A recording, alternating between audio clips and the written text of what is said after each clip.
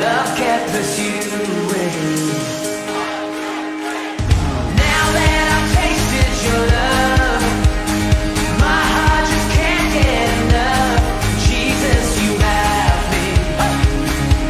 You have me completely. It's your love in my heart running over, yeah. Every day of my life I'll draw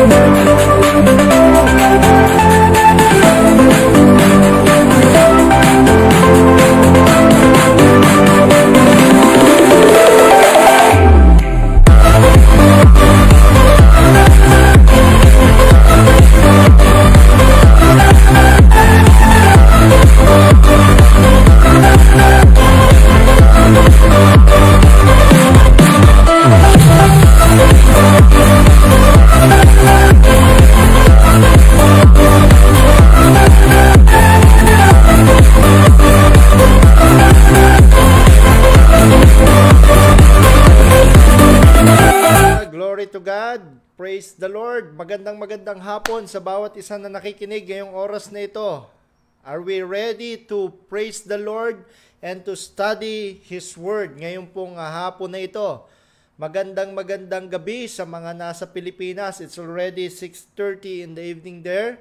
And it's 2:30 here dito po sa UAE. So mapagpalang hapon. Ako po si Pastor Jomar, ang inyo pong local pastor, and you are now here in Abounding Word Church International UAE. Andito po kami sa ating Faith House, dito po sa Al Nada, Sharjah, and dito po natin ginaganap yung pong ating live worship service. Since nga po meron po tayong mga physical na hindi gathering ngayong oras na ito, but we are still one in spirit. Kung kayo po ay mga dati na pong nanonood dito po sa ating live streaming, you are still welcome. At kung kayo po ay mga bago na na-invite at na-itag ng inyong pong mga mabuting kaibigan, ayan, kayo po ay wini-welcome ko din. Nasaan man lupalop ka ng daigdig, ikaw man ay nasa Pilipinas, ikaw man po ay nasa USA, ikaw man po ay nasa Africa or Europe or saan mang kontinente, anumang timeline, anumang time zone na meron ka ngayong oras na ito,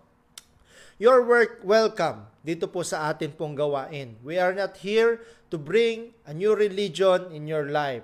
We are here to share the Word of God through relationship with the Lord Jesus Christ, which we do believe na yun po yung ating pinakang kailangan. Last week talaga pong napakaganda po ng ating pong pinag-uralan. Dahil po pinag-aralan po natin yung about valuing yung ating pong family, yung ating biological family here on earth. Tama po ba mga kapatid? Sino yung nakakaalala pa nung ating pong pinag-aralan nung last week? Ngayon po, maganda rin po yung ating pag-aaralan sa salita ng Diyos because it somehow relates dun po sa ating topic. By the way, bago po ako magpatuloy, gusto ko munang bumati sa ating pong mga viewers and mga likers and sharers ngayon pong hapon na ito. Sa mga taga Lucena City, binabati ko po yung aking parents and yung aking kapatid. Nanonood po ngayon sa My Escape, Lucena City. Si Felix Hernandez at Marites Hernandez, they are my parents. At yung aking pong kapatid, si Charis. At yung pong akin ding pastor and his family. Si Pastor Mon and si Pastor Joy at sa rest of his family, ay binabati ko po kayo ng magandang gabi. Ganon din po sa mga taga AWCI Lucena. Yan, yung ating pong main church dyan po sa Lucena City.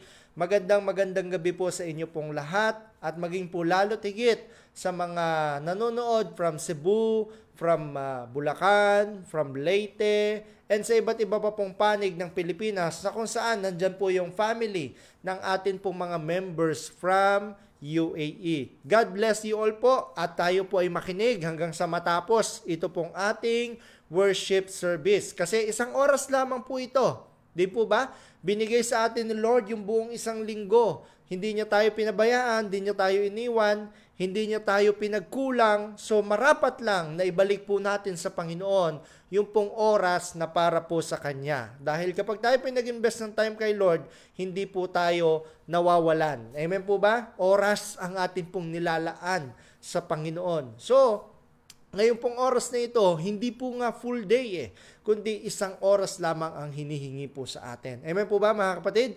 Binabati ko rin po lahat ng mga taga UAE, dito po sa mga taga 401. Yan, kina Glenda, kina Kuya Dave, kina Harold, sina Sheila, si Glemmy, nasa Pilipinas na sila. But I hope and I know that they are listening right now. Kay Brother Ronald, kamusta ka bro? Sa mga taga Alnada, sa mga Lulu, ayan, break po nila ngayong oras na ito, kaya po sila yung nakakapanood. Sina Brother James, sina Joshua, sina Ruth, sina Melody, and the rest of the team, sina Brother Froilan. God bless you sa inyong lahat.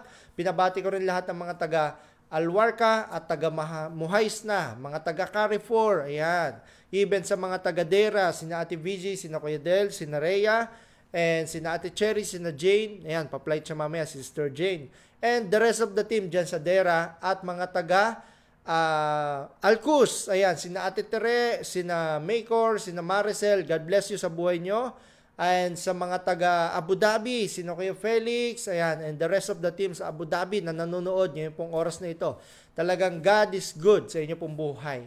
Meron na tayong balita na malapit na daw na bumalik po sa physical church, but let us pray and hope na mangyayari ngayon. Pero huwag kayong mag-alala na mga taga-malayong lugar. Kahit po bumalik po tayo sa physical church, still magla-live po rin po kami ng Facebook Live para po yung atin pong gathering sa church ay mapapanood pa rin po ninyo. Hindi pa rin po kayo mawawala. Amen po ba mga kapatid? Kung kayo naman makakapunta dito sa Dubai, ay maganda rin. Praise the Lord. Hallelujah. So bago po tayo mag-umpisa ngayong oras na ito, ay tayo po muna ay sumandaling yumuko at tayo po ay mananalangin. Gusto ko po kahit nasaan lugar kayo, kayo po ay sumabay sa ating pong prayer. Amen? So sabay-sabay po tayo ha. Let us close our eyes and bow our head and start this service with a prayer. Lord, we thank you for this afternoon that you have been given us. We thank you for your word that we are going to study. We thank you for the worship songs that will play, O Lord God. Salamat po. This is our day, Panginoon, na ginawa mo sa amin para po purihin ka. Dalangin namin ngayong pong gabi na ito o ngayong oras na ito, patuloy na buksan mo yung puso't isipan ng bawat isa and even yung lalatigit yung aming pong spiritual heart to understand your word. And we pray na ito po'y mag-bring ng healing, deliverance, comfort, O Lord God, and transformation sa buhay ng bawat isa. We entrust to you everything, and I do believe na lahat na nakikinig ngayong oras na ito will be blessed by your word, will receive you as their Lord and Savior, and will be a testimony into the nation kung papaano po ikaw naging mabuti sa aming buhay at papaano mo binayaran yung aming mga kasalanan. We love you, Lord. We entrust to you everything. In Jesus' mighty name, Amen. Amen. Praise God. Kung ako po ay naririnig ng maayos ng bawat isa ngayon pong oras na ito, can I see in the comment section the word Amen? Ayan, tayo po yung mag-type in the comment section the word Amen. Ayan, para makita ko po, mayroon po kayong mga participation. Kasi live po talaga tayo ngayon. Pero after po nitong service, ayan, nire-review ko din naman yung inyong mga comment. At higit lalo tigit mga kapatid, i-share din po natin yung ating live streaming, no? Lagi ko pong sinasabi, let us share, let us like, and let us tag our friends. Why? Because you don't know kung iyong mga kaibigan ay tinag mo, nangangailangan sila ng salita ng Diyos, napakahalagang bagay po ng Word of God sa kanila. Ito yung dapat ini-spread natin eh.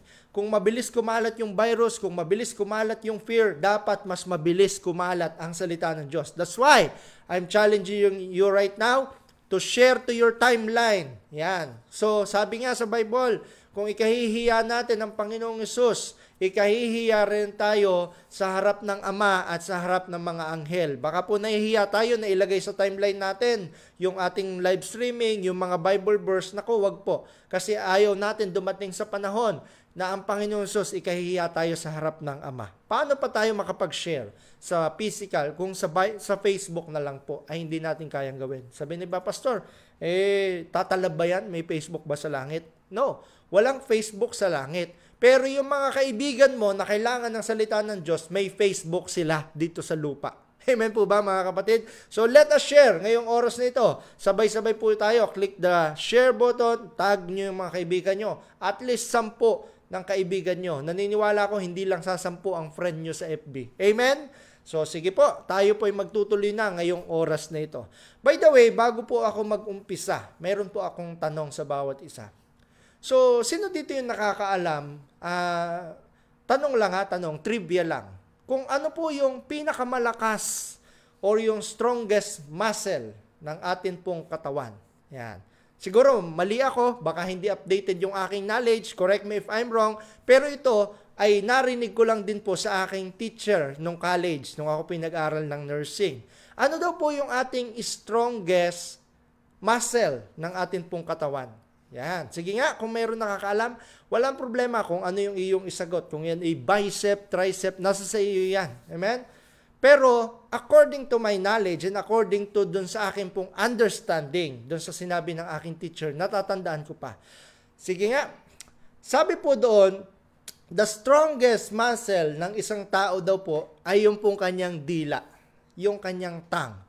And nung narinig ko po yun, sabi ko, literally, talagang malakas pala yung ating dila. Yes, strong po siya to the point na kapag kahit suntukin mo yung iyong pisngi, pag nakaharang yung iyong dila mo, hindi ka masasaktan.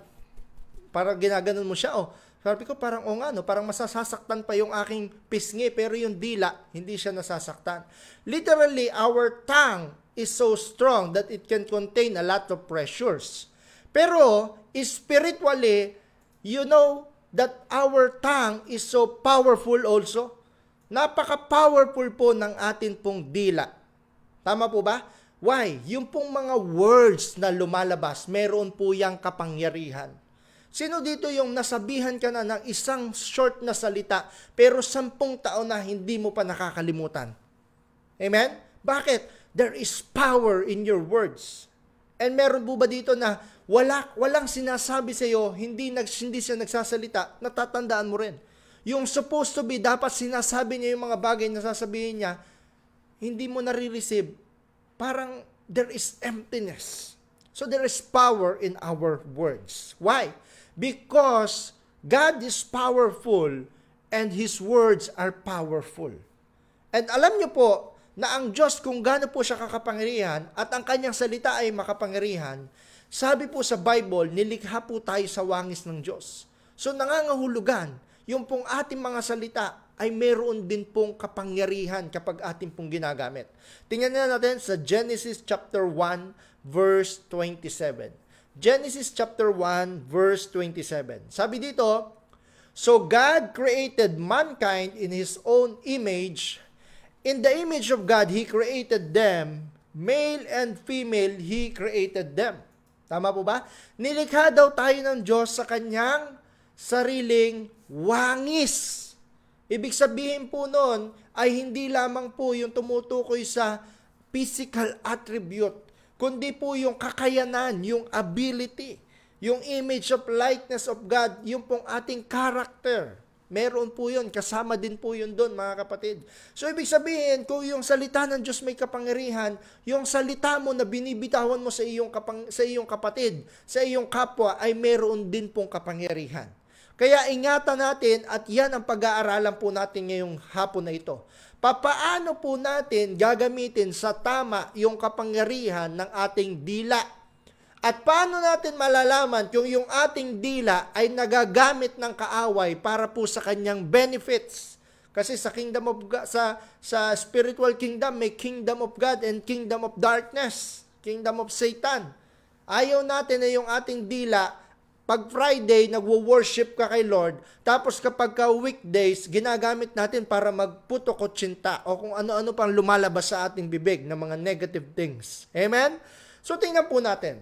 Alam nyo, there is power really in our words. Sabi po sa Luke chapter 5, verse 4-10, babasahin ko itong story na ito. Mayroon pong instance sa Bible na si Jesus nangusap po kay Pedro. Makikita nyo, may kapangyarihan yung kanyang salita. Basahin ko chapter 5, verse 4-10, 6 na verses. When he had finished speaking, he said to Simon, put out into deep water and let down the nets for a catch. Simon answered, Master, we've worked hard all day and night and haven't caught anything. But because you say so, I will let down the nets. When they had done so, they caught such a number of fish that their nets began to break. So they signaled their partners in the other boat to come and help them. Ayan. And then sabi doon, ayan, and they came and filled the boat so full that they began to sink. When Simon Peter saw this, he fell at Jesus' knees and said, Go away from me, Lord, I am a sinful man. For he and all his companions were astonished. Sila po ay na-amaze at the catch of the fish they had taken. So were James and John, the sons of Zebedee, Simon's partner. Jesus said to Simon, Don't be afraid. From now on, you will fish for people. Alam natin mga kapatid sa Biblia na si Simon po at yung mga kanyang kasamahan na unang disipulo ng Panginoon Jesus ay mangingisda. Yan yung kanilang trabaho. At kung ikaw ay mangingisda, ikaw yung may mas knowledge sa dagat at sa mga paghuhuli ng isda kaysa sa lahat ng mga trabaho, kaysa sa karpentero, kaysa sa abogado, kaysa sa politiko. Siyempre, ikaw yung mangingisda. At si Jesus at that time ay ang kanyang secular job is a carpenter. Tama po ba mga kapatid? So kung sino mang may mas knowledge sa kanilang dalawa patungkol sa paghuhuli, dapat si Peter yon. Amen? Pero nung sinabi ni Jesus, kasi wala silang nahuhuli, ihulog mo yung iyong lambat. Sabi ni Peter, Lord, parang gusto na lang sabihin niya, ako, mangingisda ako pero walang nangyari ha. Pero sige, dahil sinabi mo, let's try. Subukan natin. Tingnan natin kung may mangyayari nga. And nung hinulog po nila yon, they were astonished dun po sa kanilang catch. And you know what? That time, it began to change Peter's life. Nag-umpisa po na magbago yung buhay ni Pedro dahil po sa dalawang salita na binitawan ng Panginoon Jesus. Ano po yung dalawang words o dalawang statement na binitawan ni Jesus? Sabi ni Jesus, let down your nets for a catch and don't be afraid. Yung dalawang bagay na yun. Let down your net for a catch. Don't be afraid. From now on, you will fish people. Amen po ba mga kapatid? Simple words, pero nag-change ng buhay ni Peter forever. And nag-change din ng maraming mga naniwala kay Peter sa gospel na pinapangaral ni Peter tungkol kay Jesus Christ. Hanggang sa panahon natin ngayon, ang dami pa pong epekto. At baka isa rin tayo doon sa mga people na kinatch ni Peter hanggang sa panahon natin ngayon because of discipleship. Amen po ba mga kapatid? Tingnan nyo, napakapangyarihan ng salita ni Jesus. Sa isang salita niya, may gumagaling. Sa isang salita niya, may naniniwala. Sa isang salita niya, nabubuhay yung patay. Sa isang salita niya, nababago yung mga sitwasyon. How about us? How do we manage our tongue? Paano mo kapatid, binabantayan yung bawat mga salita na lumalabas sa iyong bibig ngayong pong oras na ito? Or bawat mga post na nilalagay mo sa iyong timeline? How do you manage it? Naalala ko mga kapatid, nanonood ako nung Got Talent, nakita ko may isang 15 years old na sumali. Sabi nung bata, 15 years old, umiiyak pa siya nung umpisa sa Britain Got Talent yata yun, hindi ko natandaan. Sabi ng mga judge, why you are crying? Sabi niya, because it is a moment for my life. Sabi niya, nandito na ako 3 years back when I was 12 years old, but I was rejected. And one of the judge told me that I have to take a lesson for singing dahil hindi ako magaling, dahil wala akong kakayanan. Nagulat sila, sabi niya, ha? Sinong judge yun? Sabi niya, ayan o, tinuro niya ang pangalan ng judge si David, si Mr. David. And nagulat siya, ha? Sinabi ko yun? 3 years ago, ako lang yung mabait dito. Hindi, nagulat siya. And then you know what? Yung word na yun pala ay nag-stuck doon sa puso ng bata na yon, sa kanyang isipan. At pinangako niya sa sarili niya, sabi niya, kahit anong mangyari, mag-aaral ako and babalik ako and I will prove them that they are wrong. So kumuha siya ng lesson ng teacher, nag-aral po siya ng music, nag-aral siya ng singing, at pagbalik niya doon, they were all amazed kasi totally nagbago na po siya. And he got the golden buzzer. To cut the story short, mga kapatid, what I'm trying to tell you is, those persecution na naranasan niya, even though siya po ay bata, yun po ay nag-push sa kanya para mag-iba po yung kanyang character. Buti na lang matapang yung bata. Eh how about kung siya po ay mahina yung personality? Kaya po maraming mga tao sa buong mundo ay nagpapakamatay. Sometimes, mostly depression, and sometimes do sa mga words na talaga po nakakasakit sa atin. Tama po ba mga kapatid? So ano po yung nagagawa ng ating dila? Doon sa nakita nating story kay Jesus at Peter, it can make someone's life change. Amen? And ano pa? It can make a significant in our life. Nagbibring po yan ng significant sa buhay ng isang tao. So how can we guide our tongue? Paano po natin i-guide, gagamitin ng maayos yung pong ating dila, yung strongest part of our body and our inner man? Basahin natin sa James chapter 3 verse 5 to 6. Makikita nyo po sa inyong screen. James chapter 3 verse 5 to 6. Sabi dito, likewise, the tongue is a small part of the body, but it makes great boast. Consider what a great forest is set on fire by a small spark.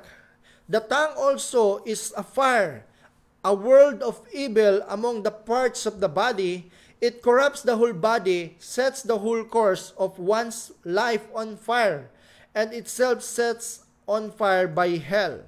Tingnan nyo, mga kapatid. Sabi doon, no? Yung dila daw po ay napakaliit, pero napakalaki ng kayabangang nagagawa. Totoo nga naman, ano? Napakaliit, pero ang laki po ng epekto na nagagawa. Yung pong maliit na apoy, yung posporo, napakaliit nun, pero kayang magpaliyab ng buong kagubatan. Di ba po, ang dami laging mga nagaganap na mga wildfire doon po sa mga western country, even sa Australia, meron din. Noong nakaraan, di ba, yung sa may California, if I'm not mistaken, meron pong wildfire na naganap. Alam niyo po, nag-umpisa lang yun sa maliit lang na apoy. Ganyan na ganyan din po yung ating dila. Ang liit-liit na dila, pero ang daming mga nasisirang buhay. Ang daming mga nagagawang katsismisan, ang daming nagagawang kalokohan. Bandang huli, wreck, sira. Amen po ba, mga kapatid? Gaano karaming relationship ang nasira dahil po sa mga maling impormasyon na ikinalat? Gaano kadaming mga tao ang nabulag dahil sa mga maling balitang narinig? So tingnan po natin, ano po yung ating gagawin patungkol sa bagay na ito. Bibigyan ko lang po kayo ng 4 na bagay. Actually, marami po ito pag pinag-aralan po natin yung Bible. But I will just focus on these 4 things. As I'm studying the Bible, sabi ko, Lord, kailangan natin to Lord, thank you for your word. Habang nagme-meditate ako, Lord, let me teach it ng meron pong humility at katapatan, naway maintindihan talaga ng mga tao. So number one, ano yung dapat ating gawin? Ingest good thing. Magpasok daw tayo ng mga mabubuting bagay sa atin.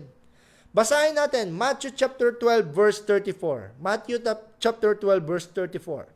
You brood of vipers, sabi ni Jesus doon po sa mga Pariseo, no? How can you speak good things when you are evil?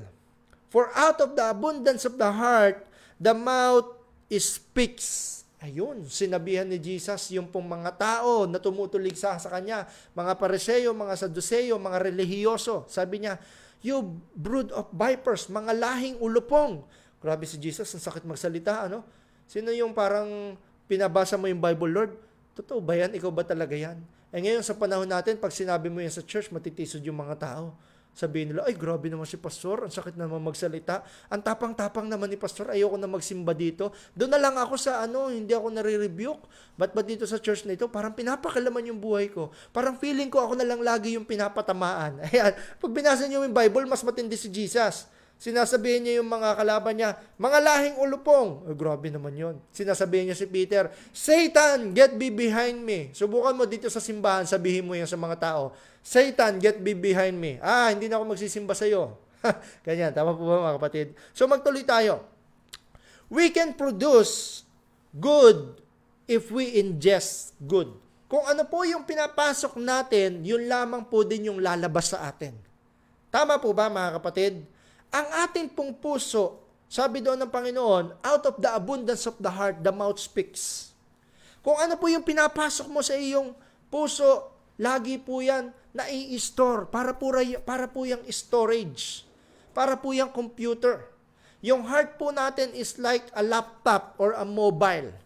Kapag download ka ng mga virus, may mga file na may mga virus, ano mangyayari? Mabavirus yung mobile mo, masisira, makokorrupt. Tama? At ang solution dyan is linisin. At kung hindi talaga kaya, palitan na lang ng bago yan. Ganyan na ganyan din po yung puso ng isang tao, mga kapatid.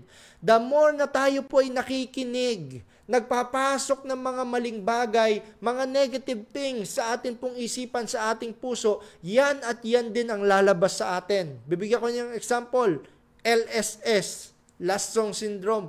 Yung tipo na pinakinggan mo kagabi, hanggang kinabukasan, hindi mo na pinapakinggan, tumatakbo pa rin sa isip mo. Mamamalayan mo na lang, kumakanta ka ng mga kung ano-anong bagay, mga worldly song. Amen po ba? Well, I'm telling, kapag tayo po ay makikinig ng mga kanta, pag-aralan natin mabuti. Wala kasing problema doon sa tunog Ang problema po yung lyrics, kung ano ba yung sinasabi ng mga kanta. Tama po ba mga kapatid? Nanonood ka ng balita, nanonood ka ng movie, ang hilig mo mag-Netflix, ay pinapanood mo na pala, mga nagmumurahan, mga lumalabas na mga, akala mo, ay okay lang pala yun, yung mura kasi English naman Amen? Pinasosyal lang. Pero parehas din yon. Tagalog at English, yung mura, parehas pa rin yon. Amen? Yun at yun din ang lalabas sa atin pong bibig. Kasi po nakasave yan. At kung yan po ay nakasave sa ating puso, ang tanging solusyon dyan ay tanggalin at linisin yung ating heart. Amen? Kaya nga sabi ng Bible, I will give you a new heart. Bakit? Kasi po yung heart natin, punong-puno na po ng mga pangit na bagay, yung lalabas sa atin, sasabog po yan, ay mga bagay na negative din, makaka-apekto sa iyong kapaligiran. Subukan nyo, mga kapatid. Isang empleyado, lumabas sa kanyang trabaho. Pagkatapos, bago siya umuwi ng bahay, sinigawan ng amo, sinigawan ng boss. Pagdating, nagmamaneho, traffic, binusinahan na sa likod, beep, kinat pa, tama po ba? Nahuli pa sa traffic light, natikitan pa. Grabe, yung anger niya nandun. Tapos pag uwi niya sa bahay, sinalubong siya ng kanyang asawa, huwag mo akong hawakan, mainit ang ulo ko. Sinigawan pa niya. Tapos sa anak, sasalubong, Daddy, tumabi ka muna dyan, masama ang pakiramdam ko ha. Amen? Nag-bring na ng kung ano-ano, nagkaroon na po ng parang effect sa kanila. Sunod-sunod na yung domino effect. Tapos yung bata, lalaki ng may guilt, ng may anger. Nagtatanim ng sama ng loob. Tingnan nyo, dahil lang sa isang tao na nagtapon ng anger, sunod-sunod na po yung nangyari sa kapaligiran. So, kailangan, ingatan natin mabuti ano yung mga pinapasok natin sa ating heart. Huwag tayong masyadong mag-entertain ng mga bagay-bagay. Hindi porket nakikita po natin sa internet ay tama na. Amen? Yung nakita natin, bukas magugunaw na ang mundo. Ikaw naman, ay, naku, i-post na to, i-post. I-post natin. Hindi mo nga ginamit yung tang mo, pero yung iyong social network tang, yung iyong Facebook, ginamit mo. Bukas gugunaw na daw ang mundo. Grabe. Tama po ba mga kapatid? Yun po yung sinasabi na nagpapasok tayo ng mga information na mali sa ating isipan. Ito pa, example. Yung bata, tama po ba? Yung bata, hindi mo naman tinuruan na magmura. Bakit magugulat ka na lang pag uwi, nagmumura? Nakikinig niya po sa mga kalaro niya. Nakikinig niya po sa inyong mga sinasabi. Parents, listen very carefully. Yung mga bata, maybe they will fail to follow what you have told them to do.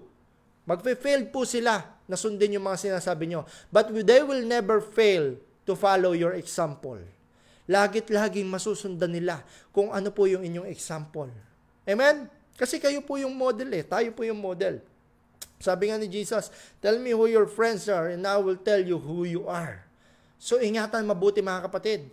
Ano yung ating sinasabi? Ano yung ating pinapakinggan? Sino yung ating sinasamahan? Ano yung ating pinapanood? At ano yung mga nilalagay natin sa ating heart? Amen? Number 1 po yun. Number 2, discipline it. Disiplinahin mo. So, hindi lang pala yung mga pinapasok mo ang kailangan mong tinitingnan. Kailangan, dinidisiplina mo rin yung palabas. Kanina yung inward lang, ngayon yung palabas. Hindi lahat ng papasok sa isip mo, kailangan sasabihin mo. Bakit? Tingnan po natin. James chapter 3 verse 1 to 2. James chapter 3 verse 1 to 2. Sabi dito, not many of you should become teachers, my fellow believers, because you know that we who teach will be judged more strictly. Grabe. Kami pala mga pastor, kami mga preacher, i-judge ng mas matindi kaysa sa inyo. Kaya wag daw lahat mangarap na maging tagapagsalita, no? We all stumbles in many ways. Pagdating dito sa isa kasunod, anyone who is never fault in what they say is perfect, able to keep their whole body in check. Yung sino man daw po yung hindi na po nagkakamali is perfect. Pero wala pong ganon. But what he is trying to say is to tame our tongue. Itali mo yung iyong dila kung wala kang sasabihin maganda. Tama po ba? If you don't know anything about what's happening, if you have no idea about what's going on, better to keep your mouth shut. Amen po ba mga kapatid? Napakadali po kasi natin minsan mag-judge. Napakadali po kasi natin minsan na magsabi ng statement pag hindi natin alam yung isang bagay. Amen? Napapamalma Tama po ba mga kapatid? So, nung nakaraang week, parang nabanggit yun na rin ito sa inyo mga kapatid that we must not make promises when we are happy. Huwag kang pangako ng pangako pagka masaya ka. Tama? Yung tipong na-promote ka lang sa trabaho, nadagdagan ng 1,000 yung sahod mo, pesos, ayun, sa'yo ko, kuha tayong sasakyan. Sige, kuha tayong sasakyan. Kaya natin yan, nadagdagan tayo 1,000. Lilibre ka kayong lahat. Mag-a-abroad na ako. Tama po ba? Talaga? Bakit? Paano mo nasabi? May passport na ako. Passport pa lang pala? Wala pa namang employer, wala pa namang ticket, wala pang visa, nagka-passport lang. Lilibre ko kayong lahat. At the end, naghirap. Pangako kasi ng pangako eh. Tama po ba? Ano pa? Do not respond when you are angry. Yan. Kapag galit ka, huwag kang magsalita. Ito mahirap tong gawin mga kapatid. Kasi ang normal standard ng tao, ang attitude ng isang tao, kapag tayo nagagalit, sasabihin natin, lalabas yan. Kaya nga mahirap po yung iba na kimkim ng kimkim. Bandang huli, sasabog yan. Tama po ba mga kapatid? And ano pa? Do not decide when you are emotional. Huwag kang decide pag tayo po ay emotional. Tama? Kaya marami po na pinapangunahan ng Diyos. Kasi akala nila wala nang gagawin si Lord sa buhay nila. Mga kapatid, discipline our tongue. Disiplinahin po natin yung mga lumalabas sa ating bibig. Lalo tigit, ikaw po ay isang tao na mahalaga.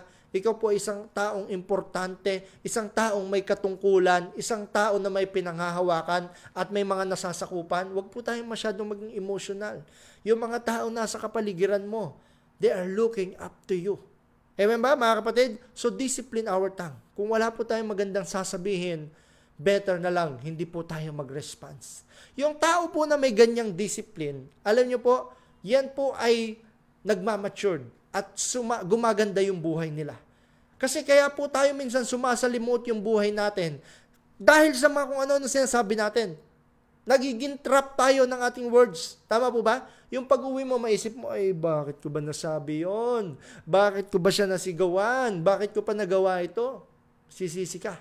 Bandang huli, wala na, huli na ang lahat. Amen po ba? Number 2 yan. Number 3, consider God's image in you. Consider God's image in you. I-consider daw natin na tayo po ay nilikha sa imahe ng Diyos. Gusto ko nilikha ka sa imahe ng Diyos, huwag ka lang magsalita ng negative, hindi dahil para sa iyo, kundi dahil nakikita si Kristo sa iyo pong buhay. Amen? Matthew chapter 12 verse 36. Matthew chapter 12 verse 36. But I tell you that every careless word that people speak, they shall give an account for it in the day of judgment. Ayun. Sabi yan ng Bible sabi ni Jesus sa Matthew chapter 12. Lahat daw ng mga lalabas sa ating bibig, mga careless words, lahat po yan ay ipagsusulit natin, bibigyan ng account sa atin sa day of judgment. Tama po ba? Kasi may araw po ng judgment day kung saan doon natin makikita lahat, pa-flashback lahat ng mga ginawa natin. Grabe, pagpasok mo doon sa pag nakagraduate ka na dito sa lupa, transfer ka sa kabilang buhay. May malaking doon, ipa-flash yung buhay mo. Lahat ng mga sinabi mo, recorded. Sinabi mo to. Sinabi mo yan. Grabe, Lord, wala bang tawad? Talaga ba sinabi ko yan? Yes, lahat yan, accountable ka. Buti na lang may Savior tayo na ang Panginoong Hesus. Naglinis sa ating mga kasalanan. Tama po ba mga kapatid? Kaya ingatan natin yung ating mga sinasabi If we are true believers and citizens of the kingdom of God, we will always bring a good image to our King. Tama po ba? Pag tayo po ay totoong believer, mahihiya ka, mapapahiya ka, dahil ayaw mong mapahiya si Lord sa buhay mo. Tama ba mga kapatid? Number 4, dito ako magtatapos, pero medyo madami to Number 4, bago tayo mag-pray. Number 4, consider other people. Let us consider other people. Pag nagsasalita tayo, wag lang i-consider si Lord. Wag lang i-consider yung mga nasa kapaligiran, yung ibang tao. Tama? Tingnan natin sa Proverbs chapter 11 verse 9. Tama ba? 9 or 19? Ayan, sige, babasahin ko na lang. Sabi dito po, with their mouths the godless destroy their neighbors, but through knowledge the righteous escapes. Tama? Pag daw po yung mga godless, yung mga walang takot sa Diyos, nakakasira po yan ng buhay. Nakaka-destroy ng kanila pong mga nasa kapaligiran. Pero yung mga taong marurunong, yung mga may knowledge, grabe, napapanatili po nila yung peace, yung righteousness sa kanila pong sarili, sa kanilang buhay. Tama? Bakit tayo minsan ang dami natin laging kaaway? Kasi minsan hindi tayo makapagpigil sa ating bibig. Tama, hindi natin mapigilan yung ating mga sinasabi. Meron pong nursery rhyme, naalala ko lang, no? Sabi doon, kung di ako nagkakamali, stick and stone may crack by bone, but the words cannot hurt me. Parang kinoconsider na lang niya na i-encourage yung sarili niya. Sabi niya, stick and stone, yung pamalo daw yung bato, may crack my bone, but the words cannot hurt me. Yung mga salita, hindi niya ako masasaktan. Para hindi siya masaktan. Pero ang reality, yung sinabi sa'yo, lalo nung taong malapit sa'yo, ang sakit niyan. Tama? The more na yung tao ay may meaning sa buhay mo, the more na nagbibigay po yan ng sakit. Minsan mabigat yung salita, minsan matamlay yung salita. Nasubukan mo na ba yun, mga kapatid? Yung nag-message ka sa mahal mo sa buhay, isang paragraph. Tapos ang reply sa'yo, okay. Tama? Parang ano ba to? Ang tamlay, walang lasa. Yung mga sinasabi niya. Amen? Pero kapag ibang tao, okay lang, wala ang problema sa'yo. Yung nag-follow up ka, oy brother, sister, kamusta ka na? Namimiss ka na namin sa church, pinagpe-pray ka namin, tapos ba, sana maka-attend ka ulit ng cell group, dalo ka sa mga online service namin. Tapos ang reply sa'yo, ganon, like, yung maliit pa, hindi man lang nilakihan yung like. Grabe. Alam niyo po may iba lang ako. Sa panahon natin ngayon, meron po tayong mga tinatawag na social media ethics. Ayan, napag-usapan namin ng aking kaibigan, si Pastor Melvin nakaraan. Meron po tayong mga social media ethics. Kapag kausap mo yung isang tao, kapag senior sa'yo, o kaya kaibigan mo, dapat gagana-ganahan mo naman. Tama po ba? Hindi pwede na yung ang haba ng sinabi niya, wala ka man lang response, wala ka lang reply. Tama po ba? Kahit pa paano, kung mahaba yung message niya, mag-respond ka naman din according dun sa sinabi niya. Tama po ba? Kasi nakakasakit din, di po ba? Minsan, grabe. Naranasan mo na ba yon? 5 araw na after mo nag-post, ni isa wala man lang nagla-like. Grabe, di ba? Nasasaktan ka. Bakit? Kasi yung mga taong nasa kapaligiran mo, may epekto po sila sa iyo. Kaya kinoconsider din natin yung ibang tao. So, paano po tayo hindi mag-spread ng wrong words sa iba't ibang tao? Bigyan po ng 4 na bagay under dito Iwasan po natin yung gossip. Chismis. Tama po ba? Gossip. Sabi nga sa Bible, di ba, ang chismis ay gustong-gusto ng lahat. Ninuman ko, tama ba ako doon? Parang masarap na pagkain o masarap na pulot-pukyutan. Gustong-gusto ng lahat na pag-uusapan. Tingnan natin sa Proverbs 26 verse 20. Ito na lang, Proverbs 26:20. Sabi dito, without a fire goes out, without a gossip, a quarrel dies down. Pag wala na daw chismis, namamatay na rin yung pong lahat ng mga quarrel, lahat ng pag-aaway. Kaya dumadami yung pag-aaway dahil ginagatungan mo pa kasi. Aminin natin mga kapatid, pag hindi kontrolado yung dila mo, minsan chismis, dumarating dyan. Hoy, brothers and sister, hindi lang po babae. Minsan kahit lalaki, macho, kalalakin ng katawan. Pero pag may nag-iusap, nakikinig din yan. Tama po ba? Kahit mga lalaki ang mamacho, kala mo mga gwapo, pero kapag nagchismisan totoo, oo nga. Yung sa ibang bagay, wala silang pakialam, pero sa napapagchismisan, napapag-usapan yung ibang buhay na may buhay. Practicein po natin na iwasan yung ganyang bagay. Tama? Madalas minsan, pag mag-uusap-usap tayo, nagbatian sa umpisa, uy, kamusta ka? Kamusta? Oo, okay naman ako. Maya-maya, naiiba na. Yung pinag-uusapan nyo kanina, ang mga topic nyo is about sa music, ang topic nyo is about sa mga laptop. Mamaya, ang pinag-uusapan nyo na, yung buntis na kapitbahay, yung si kumare. Tanggihan yan. Tama po ba? Sister, kaya ka lang, kanina ang topic natin is about sa microphone, sa laptop. Bakit ngayon parang yung si sister na yung pinag-uusapan natin? Huwag na natin pag-usapan yan. Chismis na yan. Amen po ba mga kapatid? Wala nang quarrel. Namamatay na. Kasi po yung chismis ay matindi yan. Tama po ba? Meron po yung version 1.1, 1.2, 2.0 ang chismis. Nung lumabas, grabe. Nakipag-date lang. Hoy, si nakipag-date. Sinabi dun sa ibang kaibigan, pinasa na, hoy, si daw pumunta ng hotel. Grabe, kanina nakipag-date lang, ngayon nag-hotel na. Tapos sabi ng isa, nung lilipat na, balita ko si buntis daw. Buntis na, kanina may date lang, tapos may hotel ngayon, buntis na. Tapos pagka doon, nanganak na. Grabe, ganyan ang chismis, palala ng palala. Tama po ba mga kapatid? So iwasan po yung gossip, di yan nakakatulong. Number 2, yung false witnessing, yung pong maling pag-aakusa. Yan, marami po napapagtulong-tulungan dahil sa mga maling pag-aakusa. Proverbs 19 verse 5, a false witness will not go unpunished, and he who breathes out lies will not escape. Yung mga nagdadala daw po ng mga maling witnesses, nako, meron po yung karampatang parusa sa Panginoon. Pag hindi ka po sigurado sa nakita mo, pag hindi ka sigurado sa sasabihin mo sa iyong kapwa, sip your mouth. Amen? Wala pong mabuting mabadala yung false witnesses. Gaano na kadami yung napagbintangan dahil sa false witness. Ano pa? Pangatlo, yung fear. Ayan, yung takot. Ano sabi dito? Psalms chapter 34 verse 14. Then keep your tongue from speaking evil and your lips from telling lies. Yung iyo pong labi, disiplinahin mo, kailangan hindi lumalabas yung mga kasinungalingan. Ano yung mga kasinungalingan? Yung mga wrong update, mga wrong post. Tama po ba? Mga fake news sa internet, ang dami niyan ngayon. Tayo ang dahilig natin maniwala sa mga fake news. Pag kayo po ay makikinig at magbabasa ng mga balita sa internet, tingnan nyo munang mabuti. Sino ba yung nag-post? Saan ba yung source? Reliable ba? Tama po ba? Ano ba yung purpose nito? Bakit sinisiraan niya itong tao na ito? Baka naman kaaway, baka kagalit. Huwag yun nakita natin, paniwala po tayo ng paniwala. Amen? O yung COVID daw, hindi na daw mawawala hanggang 2050 pa, hanggang 2100. Fear yung dating sa buhay natin. Tama ba? Nag-spread tayo ng takot. So, alisin po natin yung pag-spread ng fear.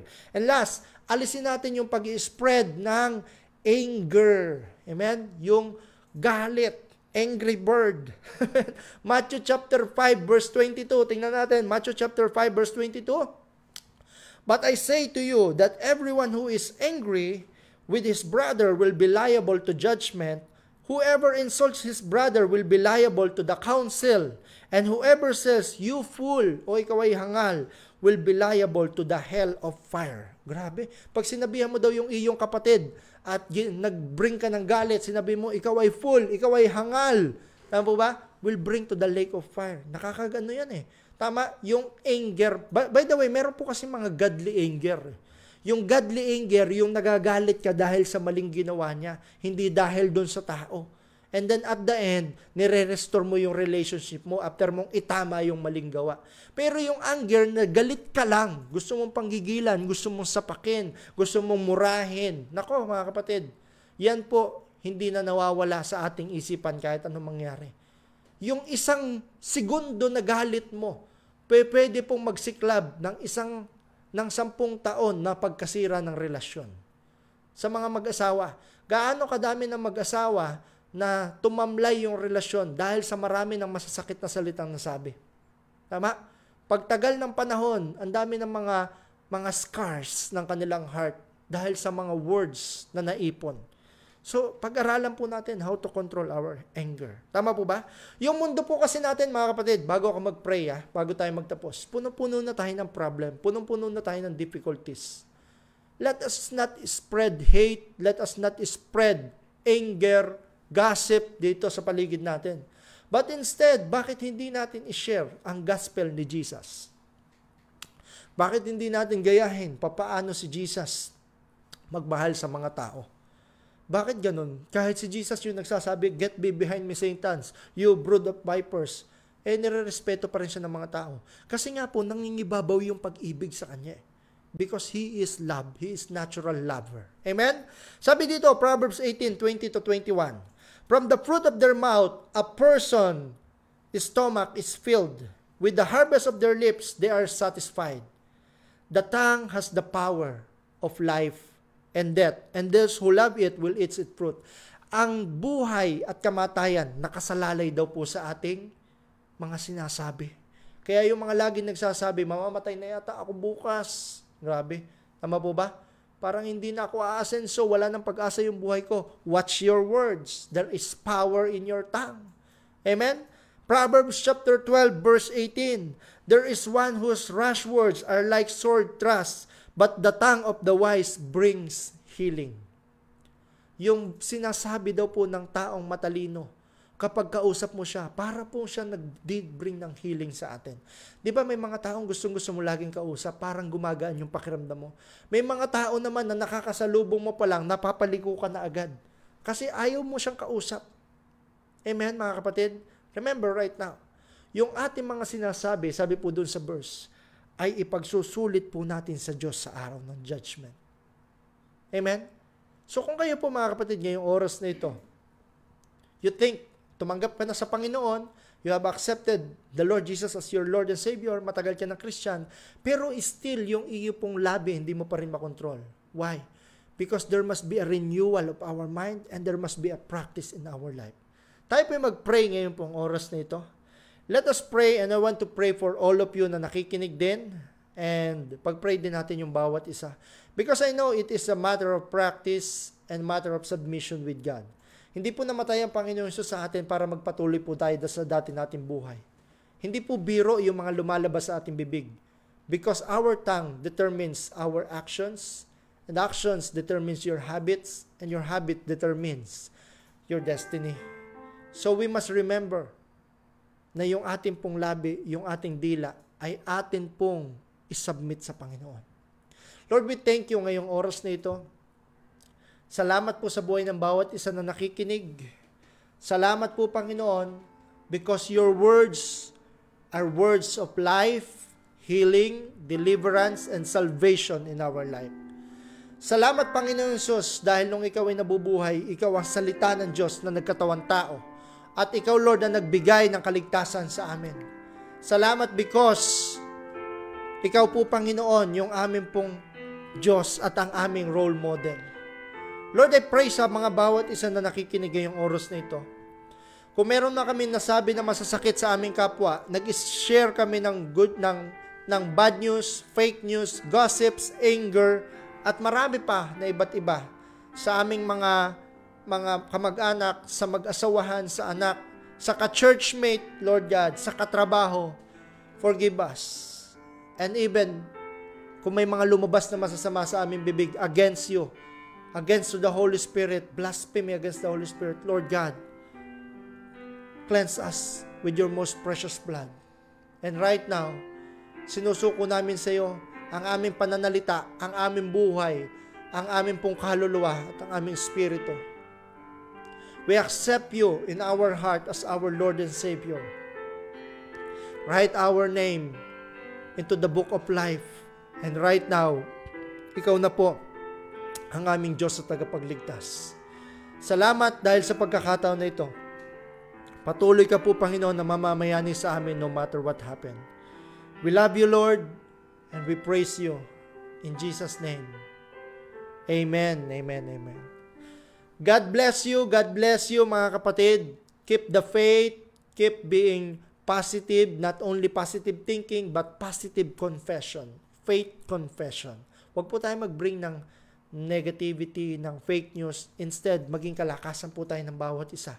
And I know we can overcome every difficulties in our life kung tayo po ay mananatiling tapat sa Panginoon. See you po next Friday sa ating pong service. See you po sa mga taga-AWC UAE. Sa Sunday, meron po tayong prayer meeting, shocking, dito po sa Faith House, 7:30 ng gabi. Pagpalain kayong lahat ng Panginoon. See you, and I am Pastor Jomar, your local pastor of Abounding Word Church International.